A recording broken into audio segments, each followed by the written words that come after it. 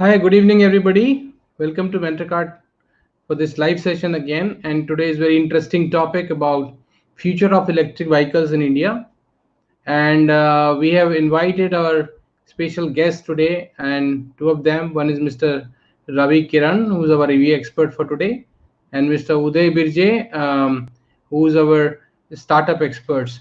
So let me welcome on the Mr. Ravikiran on the screen. Hello, Mr. Hi, Ravi. How are you? good evening, Ashish. Nice to be here. Same here. Let me take Uday also on the line and then we start from there. Hello, Mr. Uday. How are you? Yeah, thank you, Ashish, for setting this up. Thank you, Ravi, for joining.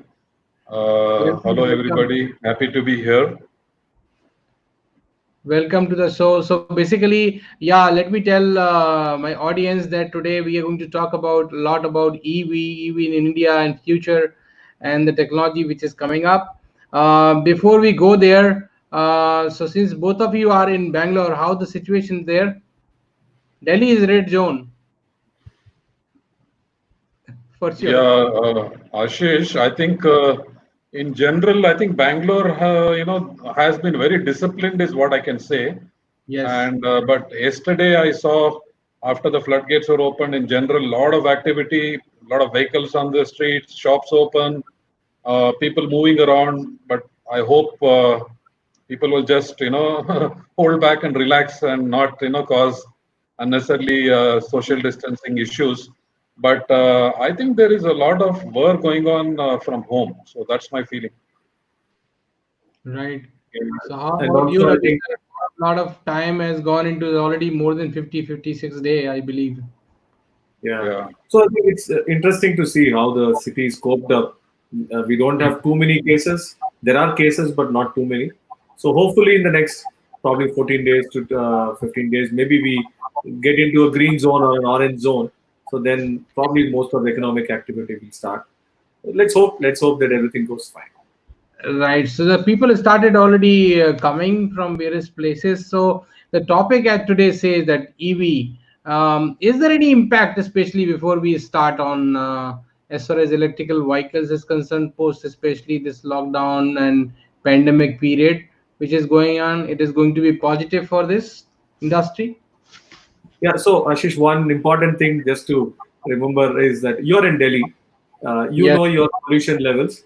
We always wondered, is there any way that we can take the vehicles off the road? A long back, we were talking about projects in Delhi to say, can we make all electric? You can see Yeah. the impact of not having a vehicle on road by looking at the pollution level. I think it's come down by from 675 particles which were there. Now it's come down to something like 20 odd, 22, 27. It already shows that industry and transport adds to a huge pollution in every city. Delhi, there is a data to show that it has become extremely clean. I think that should be one of the motive, one of the boosts for all of us to see how we can go to clean mobility. Electric is a clean mobility, so clean mobility is very important. I think that's Hmm. one. And second is also going forward, this understanding with everybody having it. We believe there is going to be a lot of exciting times for electric mobility and clean mobility in general, because there are other technologies too. Electric is one of the most popular technologies. Right, fantastic. So, starting today's discussion, I thought that why not Mr. Ravi Kiran start with the opening remark and maybe we will share something insight to our audience related to EV and its future, and then from there we start a conversation. So let me share you guys that we will have one small brief presentation from Mr. Ravi Kiran to set the agenda, and after that we will have a more interactive discussion on the EV as a whole industry.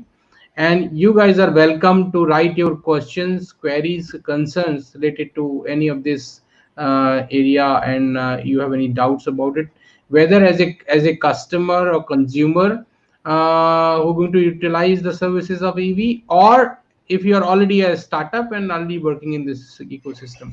So any of the questions are welcome, and I will take all of those questions at the end of the session. Till then, you can keep writing on the chat box, and we will be able to come to know. So, Ravi ji, I would request if you can start your talk on the subject, I will put the screen for you, and then we take it forward from there.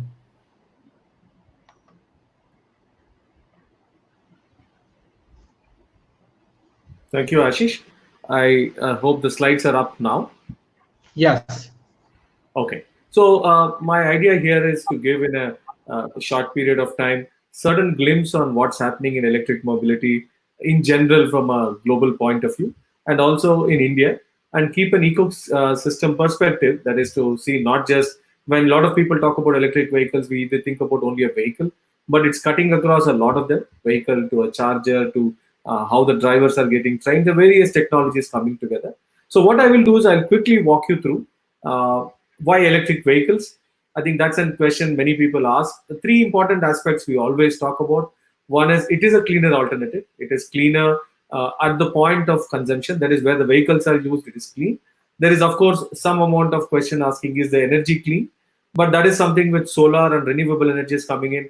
The percentage composition of energy generation in every country is changing. So it is truly going towards a cleaner alternative, lesser pollution. There is literally zero pollution when you use an electric vehicle. Lesser moving parts from a longevity of the vehicle, from a maintenance support of these vehicles, they are much better because there are 80% lesser moving parts. I think that is something for us to remember. Fuel prices itself, I know recently the oil prices have come down, and then there's a lot of discussion about how the oil prices will go down. But nevertheless, with the electricity costs right now and the amount of distance the vehicles can move, electricity is still a cheaper option for most of the vehicles, whether it's a 2, 3, or a 4-wheeler. So I think that will remain the same for some amount of time. If it is already so good, why is it not adopted globally? There are certain topics which we need to remember. That's where the industry is moving towards. One is called range anxiety. That is, if you now use any vehicle, which is a IC engine or a fuel-based engine, fossil fuel-based engine, wherever you go, you typically know that if you run out of your fuel, you can reach out to the nearest fuel station or a pump, and you can get your fuel. But in EVs right now, that's not yet the case because this infrastructure is not ready. There's a bit of a range anxiety. If I take my vehicle to airport, if it is 100 kilometers drive, will I be able to go and come back without another charge? I think that's an issue. The time to charge, because most of the vehicles, due to the economics and the cost reason, there are slow charges. The vehicles don't charge in a very fast way. And that leads to also challenge because you need more time to charge these vehicles. The price of the vehicle itself is mainly driven by the battery cost. 40% of the vehicle cost is a battery cost. It's anywhere around $150 per kilowatt hour now in the last year.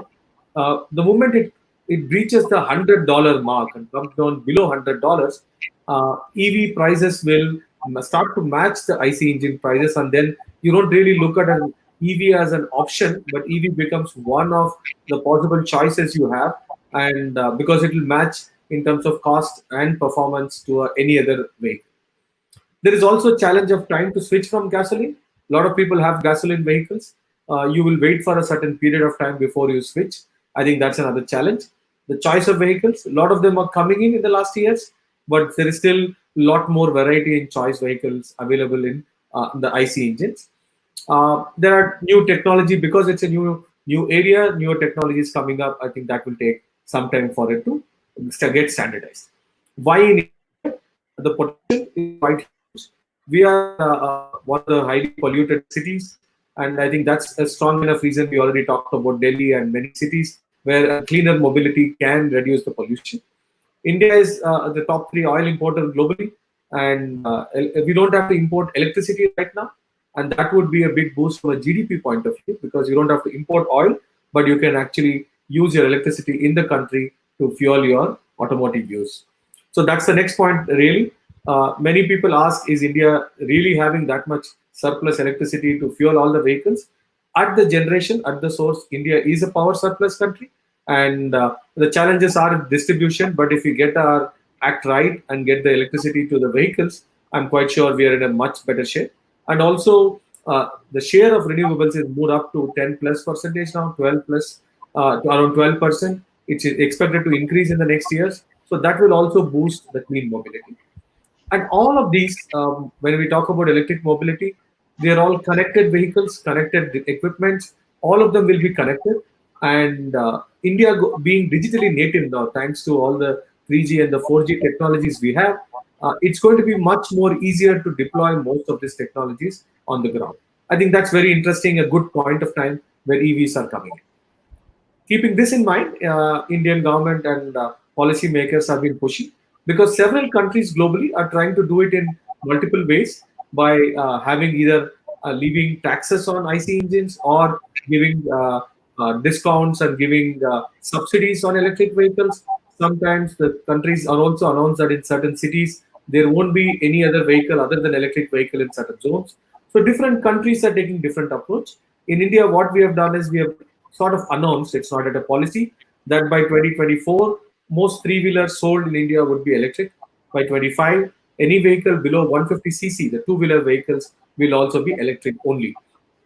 In FAME 2 is a subsidy program which is announced, which is giving around 20,000 rupees per kilowatt hour subsidy on electric vehicles, which reduces a price of 10,000 to 20,000 per vehicle.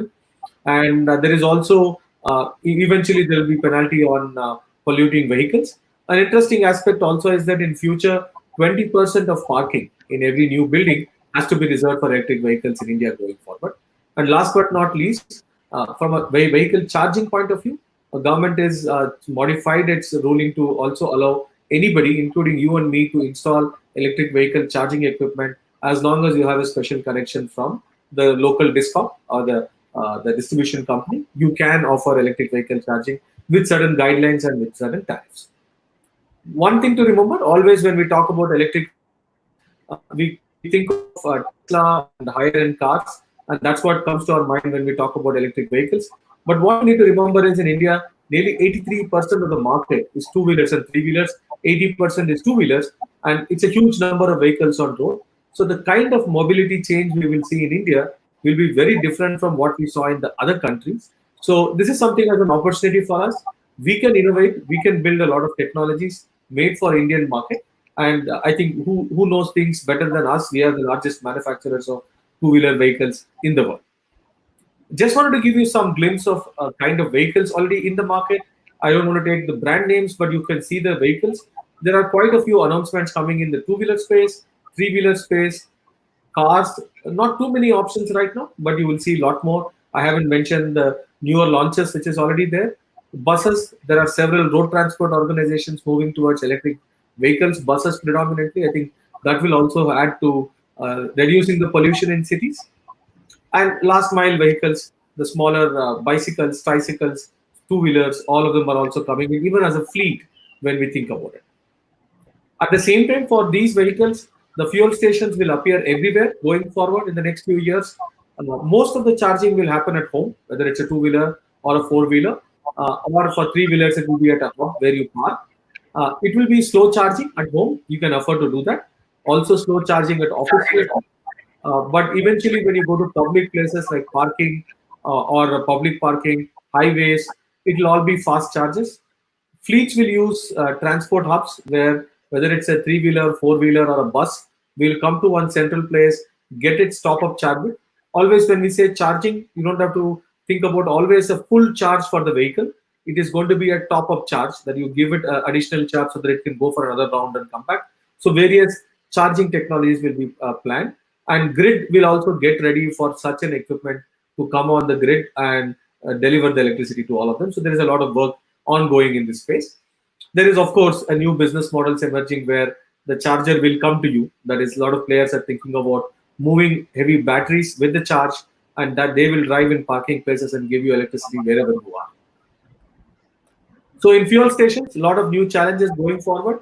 There will be ultra chargers coming in, like for Tesla and many other cars.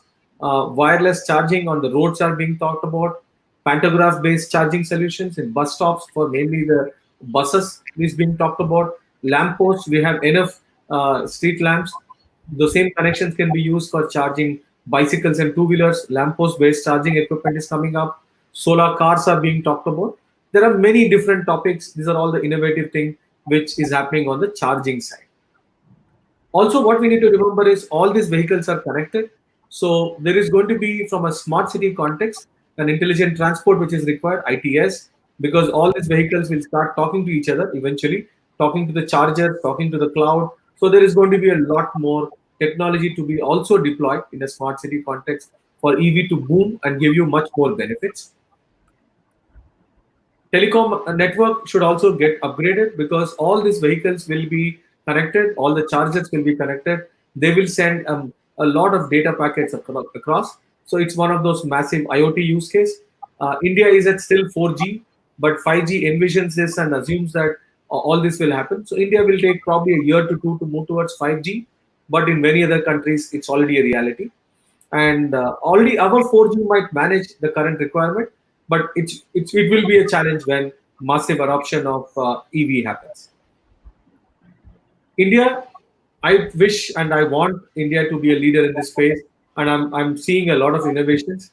Battery swap is one such topic where we are still discovering whether it is a meaningful business model to go forward, but it is something which it was tried in Israel and in US and seen as not working solution, but in India we are making it work. I think various companies are working on it, which moves the capex model to opex model as a business model. Very interesting. There are going to be marketplaces for electric vehicles. You don't have to own it, but you can lease it. You can lease the battery. Multiple models are being tried. Many chargers are coming up. It could also start appearing like a PCO booth in the past, the STD booths. Maybe the small chargers will start appearing next to kirana shops, chai walas, the cigarette shops and other shops. You will see a lot of chargers coming in. So that's something which we'll also see the next time. And a lot of Indian players, most of the work in these space are happening by Indian players building Indian technology locally here. I think that's very heartening to see. Certain opportunities, I think battery being 40 to 45% of the cost of the vehicle is going to be a challenge and also an opportunity, because right now we have dependence on other countries. But I think there is a lot of boost given to make local manufacturing, local pack assembly of batteries, and also eventually making cells in India. So over the years, I think this is an area for research, for area for doing things on our own in India. The vehicles and chargers need not be imported. We should localize here, starting because EVs are very simple to make. Electric motors are available in the market. The charging equipment, we have enough experience on the electric grid side. So we should be able to make electric equipments and make our own localization of vehicles. I think that's something which is an opportunity. The fuel pumps itself are one of there are 75 to 80,000 petrol pumps in India right now, and all of them will probably in the near future adopt themselves to EVs in the charging infrastructure. So how this game will be played is another interesting. And I think the startup ecosystem itself is playing a very big boosting in terms of electric vehicles and the companies working in this space. I think it's a huge opportunity. Last slide, just to stop with this. There are key elements of success globally. One is on the charging side, on the in the EV ecosystem, availability of the right electric current when the vehicle needs a charge. A lot of dependence on telecom and connectivity solutions, and battery I talked about as a key factor, and new part suppliers. So there is an opportunity for Indian entrepreneurs to success, excel in all these various areas to make the EV ecosystem successful. Thanks. I think that's what I wanted to quickly stop with. Ashish, back to you. Yeah, thank you, Ravi. Thank you for a nice insight. Uday sir, you want to ask any question and then I'll start? No, not a question. I think excellent view of the market, the industry, technology, the opportunities. I think Ravi has set the stage. Right. I think what I also want to preempt or rather maybe engage in some kind of a short conversation. See the opportunities, you had a list of opportunities, especially for the startups, right? Startup India, battery charging, innovation and things like that. So today's situation, post pandemic or post corona, uh, it could be technology, it could be hardware, it could be innovation, or it could be services.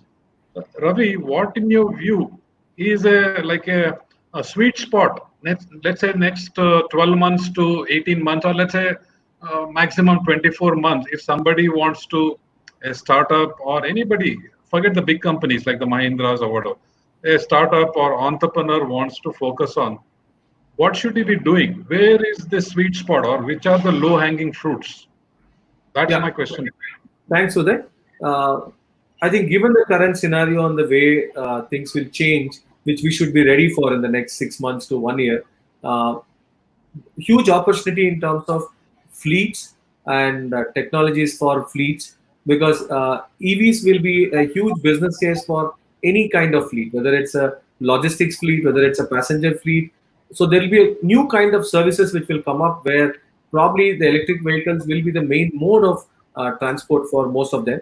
On the logistics side, I think most of the companies would move to electric. I think that's a very sweet spot. And at the same time, on the passenger mobility, maybe the form factor of the vehicle might change, because people might like to have a social distancing usage of the vehicle before me. So the business models will also change. Maybe rather than hiring the bike, we like the way we do, or share the bike, we may now have rental models working. We may have longer lease periods working. So I think new business models from a service play, I think would be the first which will get rolled out in the Indian market. Whereas when it comes to vehicle or from a charging point of view, infrastructure point of view, these are long-term games, in the sense you cannot now suddenly innovate and do something in a 3 month period, because it requires sufficient R&D, and it's a longer gestation period before it comes into market. So those will happen. We need to invest now, so that 1.5, 2 years from now we have our own technologies. But service play can be done immediately. The next 6 months to 1 year, we should do it. Sure. I think the services sector is, I think, yeah, Ashish, you can go ahead. Yeah. So there are questions coming from audience also. I will share with them. But before we go there, one more thing which comes in mind is that what is the biggest gap right now in terms of this future demand which is there, and keeping in the mind of pandemic and overall worldwide ecosystem changing, how it is impacted to India, and what is the gap right now? I mean, so what are the areas where people have to focus in the ecosystem to build that infrastructure for the need of the tomorrow? That's what my question is. Sure, Ashish. So many times people wonder, where is the gap in EV? Is it a supply problem or a demand problem? I think Yeah. as a demand, it is established that things will work. A lot of people need vehicles. If you go on the ground and talk to a lot of people who are deploying electric vehicles, the first thing on the fleet side and everywhere you will hear is that the supply of vehicles, supply of quality vehicles which run on Indian roads, Indian tested condition, tested vehicles, is one of the biggest gaps, because we have vehicles on the road, two-wheelers particularly and three-wheelers. We have vehicles, but not the kind of vehicles we want in on the Indian roads. Many of them have not been tested for Indian conditions, whether it's the road condition, temperature. They don't perform for a longer time. So that reduces the confidence when you deploy such electric vehicles, because you don't have a business case for it. I think that is one gap we need to fill. With Indian entrepreneurs, Indian innovators, we need to make vehicles which run on Indian conditions with Indian technologies in place. I think that's one gap. On the infrastructure side, there is of course a gap on the electricity side, the way the chargers are being set up, because it's not available everywhere. For a country like India, we are sitting with less than 500 chargers around India, which is public. There are more captive chargers, but public chargers are very small number. So that doesn't give confidence to you or me to buy a car, because if it's an electric car, where will I go if something goes wrong? So here there is a good work already announced by government. There's a 2,600 charger plan announced for this year and next year. So there are plans in place. So execution of that is really important, because if we execute it, we may even push the demand for passenger vehicles, not just on the other side. So one is availability of vehicles. Second is to push the infrastructure availability. The rest will fall in place. That's the sense I have. So, Ashish, can I ask a question Please, to please. Ravi? I mean, I think Ravi, sometime back, I think your startup is working on that, or you mentioned saying the swappable chargers, like my battery, like going to a petrol pump and then just change the battery and then go. Is that really practically happening in India, or is it only the charging, service that is working? Yeah, thanks Uday for that. So as a technology, as a platform, it's been sort of built in India. We have demonstrated that things work. We also work in that area. There are limited, I wouldn't call it a pilot. It is deployed in a limited size in Delhi, in Hyderabad, in several cities. It is done with a limited deployment. not in a massive scale. So it is working. Of course, there are a lot of challenges coming up. One of the main challenge in a battery swap infrastructure is the cost of capex. Now, not only the charging equipment which you need to own, you need to now also own the battery, which I said is the 40% of every EV cost. So there has to be players now with deep pockets who can build a business model which will own not only the infrastructure, also the battery, and then build a business model around it. I think the challenges will be around it to see how to scale this. But as a technology to prove, it is working fine. Systems are working fine. So that my second related question is there some kind of a standardization for all these batteries, swappable batteries? Because I can't have 100 types of batteries for 100 types of vehicles, Yeah. So important point. Yes, I agree with you. That's one thing which is lacking. That's something which BIS and other government organizations from a standardization are thinking about it, because the battery swappable platform is not yet standardized. Whereas the charging infrastructure is very standardized. So you can go in and make those chargers and deploy them because they are standardized. So starting from the connector to electricity to connectivity, everything is standardized there. Whereas the battery swap system is custom made by different players at this point of time. No standardization, and once that gets standardized, probably that's another factor to roll it out faster. Okay. All right. So I will take one question from audience and then I'll go to my other questions. Someone is asking, which is your views on retrofitting existing vehicles as per some news article I read. So Yeah, I can answer this. So this was one of the path for migration. That is, we already have the vehicles. Can we not retrofit them? There are right. certain companies who jumped in with this business model of retrofitting auto rickshaws. Cars probably was not a good business case at all. People didn't want to do that. But auto rickshaws and two-wheelers retrofitting was tried. But the challenges which comes with that, because vehicle probably might need to get into homologation if you modify a little more. Homologation is a longer process in India to get it approved by all the authorities to get it on road, the road worthiness. So I think eventually not too many players are doing sort of hybrid vehicles or making this transition vehicles. Most innovation is now happening on moving to making a newer vehicle, because you can take a fresh start, fresh look at making the vehicle. Why retrofit an existing vehicle? Because at the max you will probably use the chassis and the tires. Then everything else you need to anyway change. Correct. One more question from audience. Let me take it. Is alternate to lithium ion, which is cost effective? Which one is lithium or ion? Lithium ion. So right now it is lithium ion. The technology being used in most of the vehicles right now is lithium ion, because that is seen as the most cost effective at this point of time. Of course, the e-rickshaws in Delhi and many cities also run on lead acid batteries, which is which doesn't have a longer life, doesn't give you a longer range. So lead acid batteries we really don't want. Eventually it will go away. But at this point of time, there are more than 100,000 lead acid battery based e-rickshaws running in various cities. But eventually they will all convert themselves to lithium ion. Lithium ion itself is not the best technology. There are a lot of research going on to find out multiple chemistries around it. But at this moment, feasible technology in the market is only lithium. Others are all under trial. Right. A few questions from Mukund. Please suggest product selection for EV two-wheeler for EV manufacturing. I don't know what is that specific question. I'm not able to get, but suggest product selection for EV two-wheeler for EV manufacturing. What product? So maybe I'll answer from my own understanding of what he's maybe asking. So the topic here would be, if you are trying to manufacture a two-wheeler, I would say the demand right now is much more on the logistics side.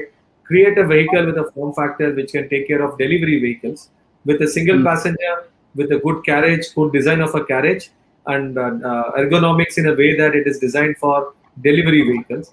I'm quite sure there is a lot of demand for such vehicles for a young startup. Because passenger vehicles need a lot more different technology, a lot more design aspects before you and me like the vehicle. But in a logistics vehicle, it is the utility of it, not the look of it. If you can get the right design, right balancing factors, people will buy those vehicles. Yeah, one more question from audience, and I will mix up my question with that. So, saying that how much localization we can do for new product in EV two-wheeler. See, my point was also to add here that the current situation which of manufacturing and the situation of a China companies are moving out and trying to move out or whatever. People are looking for alternatives. So how those alternative benefits can be localized here? So Mukund question is that how much localization we can do and we can reduce a dependency on China is the same question which I also wanted to ask. So I thought let's mix these two. Sure, Ashish. So I see it as a wonderful opportunity. If you look at for just from a vehicle, then I'll talk about the charging. There are two different elements in a EV system. When you look at vehicle, any vehicle, two-wheeler, three-wheeler, four-wheeler, the basic components are you need a battery, a motor, an inverter to convert AC to DC to AC, and then a vehicle controlling it to control the frequency so that you can change the speed, and rest of them all fits in. Now, out of all of these, the only technology where probably we don't have the complete ownership is on the battery, because India doesn't own the lithium ores, so we don't control the supply of the cells. Other than that, everything can be localized. Whether it's every motor, there are a lot of players in India. You can make them. Inverters can be made in India. Telematic units, IoT control units can all be done in India. You don't need to go anywhere else. The chassis, the building of the vehicle, everything can be done in India. There is a dependence on cell at this moment, which probably over time we will see how India can manufacture. We are also looking for mines and ores to look at our own cell manufacturing. But I would still say we should do the battery pack, if not the cell. Cell can be imported, but the pack can be done by us. BMS can be done by us, which means almost a good 80-85% of the vehicle could be done locally here, which is good because then we should design for India. On the grid side, on the charger side, everything can be done in India. We don't have to depend on anybody. It's just a matter of application of our existing products, existing technologies. We can build it. There is a tendency, though, in the market now to get both of them very easily from China, rebrand it, relabel it, and use it in India. But I think that culture has to change overall so that we actually make it localized here, not depend on China, just bring the products like the mobile phones and repackage it here and rebadge it here. We probably should make it here. Right. So, Ravi, Ashish, so so you did not mention, so this lithium ore, China is a big producer of lithium, or is there an alternate supply or in Africa or somewhere? Lithium is mainly in countries like Chile, Colombia, the Latin American countries and African countries. India is now tied up with Latin American countries to get a partnership to supply the ores to India, lithium supply. Whereas when you look at China, right now in Africa and many markets, they already control most of these ores. I think that's where the control ores, the processing of making metals, that supply chain, that whole chain is already well defined in China. So if we need to build it, we need time to invest and build the whole supply chain. That is not just the ore, because China doesn't have the ores. They actually get it from everywhere, but because the lithium-ion batteries are the same we use in mobile phone, laptops, and China, Korea were the leading players in that space all the time. So they had the complete supply chain worked out, and that's why they have the lead on top of any other country, because they can do it in larger volumes, which others cannot do.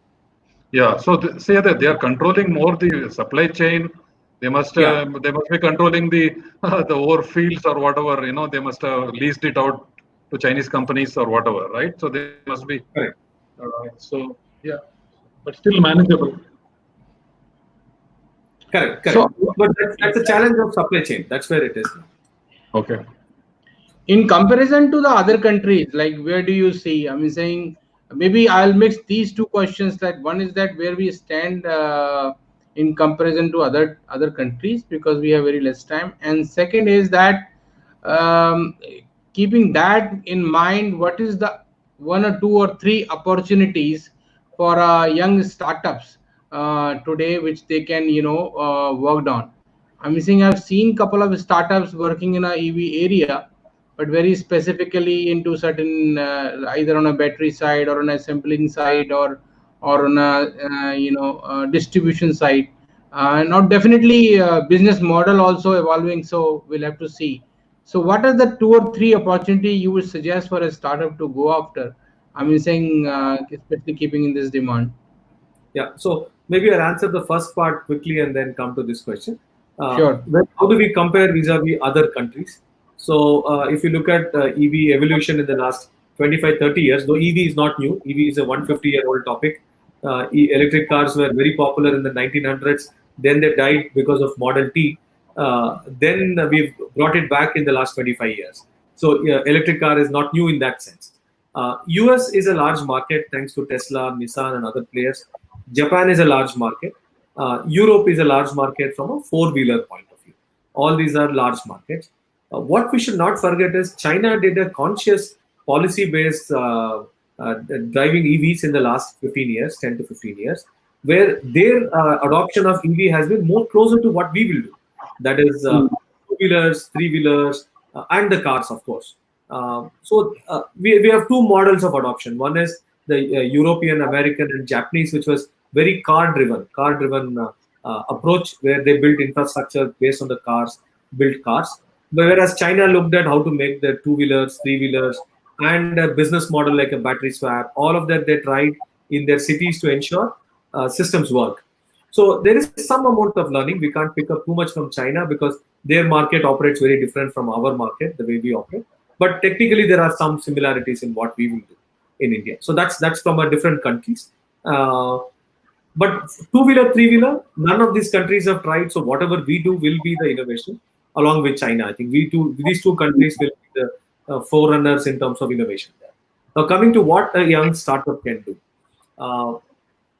Like I said, multiple opportunities.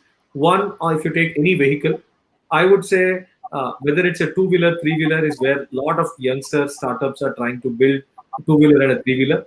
Because I'm not saying it's easy to do, but probably it is less capital intensive to get it done. Though some of the leading two-wheelers which come up in the market did spend, let's say, 50 to 100 million funding to get there. But I would still say the delivery vehicles are easier to get into and build. I think that's one segment, two-wheeler, three-wheeler. Battery pack is another area where I see a lot of startups who are very excitedly getting into that space. And there is also a software layer there from a BMS on the battery, which defines how the battery works. And that can be, we are a software powerhouse of the world. Why can't we build it? I mean, we should be building that. We should be dependent on anybody. That's another interesting opportunity for a lot of startups. Then if you come out of the vehicle, if you look at the charging equipment, like I already said, it's all electrical. We should build it. And it has most of the components which we can make. We don't have to depend on anybody. All of these are connected with IoT. So a lot of sensors included, a lot of communication devices included, and that we should crack it. We should build it. There's a lot of companies who are doing only that part: telematics unit, the sensing unit, OBD unit, can protocols, on the charger side, certain units. All of that are being made in India. Indian companies are building it. I think that will be interesting. Even in a battery swap system, it's a lot of IoT. So you need to build all those IoT components. Last but not least, there is a huge software play. Whether it's a fleet, whether it's any of these players, you need a lot of software, a lot of analytics to make things work. And that I think we should build, not depend on anybody else at all. So across the ecosystem, I see opportunities everywhere. Some are capital intensive, so you may need a lot of funds to reach somewhere. But some can be built very easily without much capital. Yeah, opportunities, all three area like OEM or in technology or in service provider, everywhere there is a opportunity to do a business, definitely, because Absolutely. entire ecosystem is getting built up and opportunity is there to do things localization. People are preferring it. So, and that may probably help us to, and government may also introduce many benefits, looks like, Absolutely. so from that perspective, I think so. We are already 40 minutes. So let me just see if I can take one more question from somebody. Yeah, the one more question specifically on the passenger. Yeah, let's take one consumer side. So will the passenger fleet EV business in Mumbai post COVID-19 will be beneficial or profitable? Okay. Okay, interesting to answer this because probably it's only going to be a guess in each city and how people will react and work together. If you look at Yeah. a shared mobility, if it's a fleet, most people will be scared to be in a shared vehicle, whether it's an EV or non-EV. I think that's fear will stay for some time. But if it is well sanitized, if it is a corporate fleet used for B2B purpose, not an open fleet, then you have a control on how the fleet runs, how you sanitize the vehicle. I think those will still run. The B2B and the logistic vehicles will still run. If you're running a fleet for them, I don't see a challenge.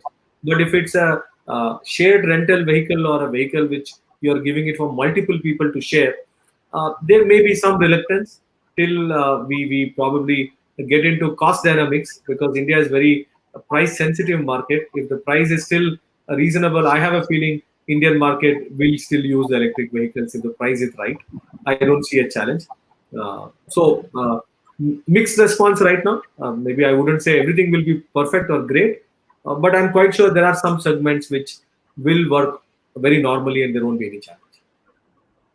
Correct. I think so. I think so it was a great discussion. We could answer a few questions from audience as well. And as this guys, this presentation and the discussion will be continue to be there on the social media across. I'll post it on LinkedIn as well. So keep watch it. And if you guys have any question, probably on the same feed, you can ask, and that will still keep coming to us, and we will try and answer that. Thank you very much. Thank you for Ravi, to you, and thank you, Mr. Uday, to come over. Thank you from MentorKart, and it was nice discussion. Thank you very much. Yeah, thank you, Ashish, for putting this together. Thanks, Ravi. Thanks. I think terrific. Thank you. Thank you. Thanks all of you. Bye then. Thank you very much. Thank you, audience, for being with us. Let me just, because we are already running short of time, so I'm just ending this broadcast. Thank you. Bye-bye.